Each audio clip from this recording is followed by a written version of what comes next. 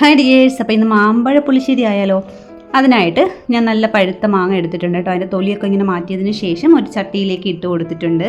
നല്ല പുളിയുള്ള പഴുത്ത 5 മാമ്പഴമാണ് ഞാൻ എടുത്തിട്ടുള്ളത്. 1 ടീസ്പൂൺ മഞ്ഞൾപ്പൊടി, 1/2 ടീസ്പൂൺ മുളക് പൊടി, ആവശ്യത്തിന് ഉപ്പ്, ഒരു ചെറിയ പീസ് ശർക്കര ഗ്രേറ്റ് ചെയ്തത്, 2 കറിവേപ്പില, 2 പച്ചമുളക് നെടുവേ കീറി ഇട്ട് കൊടുക്കുക. ഇനി അതിലേക്ക് 1 കപ്പ് വെള്ളവും കൂടി ഒഴിച്ച് ഗ്യാസ് ഓൺ ചെയ്ത് നല്ല രീതിയിൽ തിളപ്പിച്ച് മാമ്പഴം നല്ല രീതിയിൽ അത് വേവിച്ചെടുക്കണം.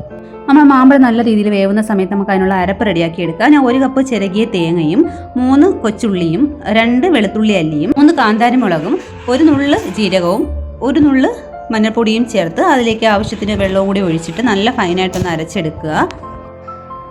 ഇടയ്ക്കിടയ്ക്ക് മാമ്പഴം ഒന്ന് ഇളക്കി കൊടുക്കണം, അല്ലെങ്കിൽ അടിയിൽ പിടിക്കാൻ സാധ്യതയുണ്ട്. അപ്പം നമ്മുടെ മാമ്പഴം കൂടെ നന്നായിട്ടൊന്ന് വെന്ത് വന്നിട്ടുണ്ട് കേട്ടോ. നല്ല രീതിയിൽ വെന്ത് വന്നതിന് ശേഷം നമുക്ക് അതിലേക്ക് അരപ്പ് ചേർത്ത് കൊടുക്കാം.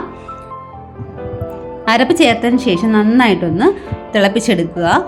അരപ്പ് നന്നായിട്ട് തിളച്ചതിന് ശേഷം ഫ്ലെയിം ഓഫ് ചെയ്യുക. എന്നിട്ട് ഏകദേശം ഒരു 5 മിനിറ്റ് കഴിഞ്ഞതിന് ശേഷം മാത്രമാണ് അതിലേക്ക് തൈര് ഒഴിച്ചു കൊടുക്കേണ്ടത്. ഞാനിപ്പം 1 കപ്പ് തൈര് മിക്സിയിലൊന്ന് ബ്ലെൻഡ് ചെയ്തതിന് ശേഷമാണ് ഇതിലേക്ക് ഒഴിച്ചു കൊടുക്കുന്നത്. ഫ്ലെയിം ഓഫ് ചെയ്തിട്ട് 5 മിനിറ്റ് കഴിഞ്ഞിട്ടുണ്ട്. ഇനി അതിലേക്ക് തൈര് ഒഴിച്ചു കൊടുക്കാം. അധികം പുളിയില്ലാത്ത തൈരാണ് ഒഴിച്ചു കൊടുത്തത്. തൈര് ഒഴിച്ചതിന് ശേഷം വീണ്ടും ഫ്ലെയിം ഓൺ ആക്കേണ്ട ആവശ്യമില്ല. നന്നായിട്ട് മിക്സ് ചെയ്തെടുത്താൽ മതിയാവും. അങ്ങനെ നമ്മുടെ മാമ്പഴ പുളിശ്ശേരി ഇവിടെ റെഡി ആയിട്ടുണ്ട്. അരപ്പ് റെഡിയാക്കുന്ന സമയത്ത് നമുക്ക് കാന്താരി മുളകിന് പകരം പച്ചമുളക് ചേർത്ത് കൊടുത്താലും മതി. ഇനി ഒരു കർത്തവ്യവും കൂടി ചെയ്യാനുണ്ട് കേട്ടോ. ഫൈനലി നമുക്ക് അതിലേക്ക് കടുതാളിച്ച് ഒഴിച്ചു കൊടുക്കണം.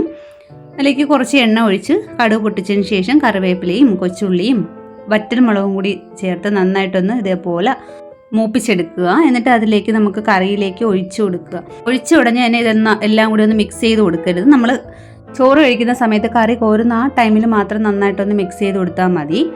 പിന്നെ അത് ഇവിടെ ചോറൊക്കെ കഴിക്കാറായി. അങ്ങനെ നമുക്ക് കറിയൊക്കെ ഒന്ന് ലാസ്റ്റ് ഒന്ന് ഇളക്കി നന്നായിട്ട് കടുവൊക്കെ ഒന്ന് ഇതിലേക്ക് യോജിപ്പിച്ചു കൊടുക്കും. മാമ്പഴം പുളിശ്ശേരി നന്നായിട്ടൊന്ന് കുറുകി വന്നിട്ടുണ്ട് കേട്ടോ. ആറും തോറും നന്നായിട്ടിതൊന്ന് കുറുകി വരും. അങ്ങനെ നമ്മുടെ ടേസ്റ്റ് ആയിട്ടുള്ള മാമ്പഴ പുളിശ്ശേരിയുടെ റെഡി ആയിട്ടുണ്ട്. അപ്പോൾ വീഡിയോ ഇഷ്ടപ്പെട്ടെല്ലാം ലൈക്ക് ചെയ്യാനും ഷെയർ ചെയ്യാനും സബ്സ്ക്രൈബ് ചെയ്യാനും മറക്കണ്ട. Thanks for watching.